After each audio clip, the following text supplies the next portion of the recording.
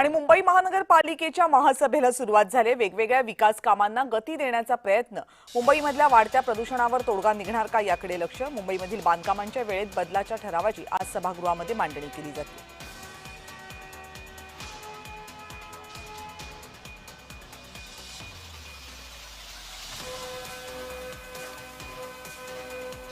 या संदर्भात आणखी माहिती देत आहेत माझे सहकारी संतोष कुलकर्णी। संतोष, नेमका आज महासभेमध्ये कोणकोणत्या विषयांवर चर्चा होणं अपेक्षित आहे? मुंबईकरांसाठी काही महत्त्वाचे निर्णय होणार आहेत का?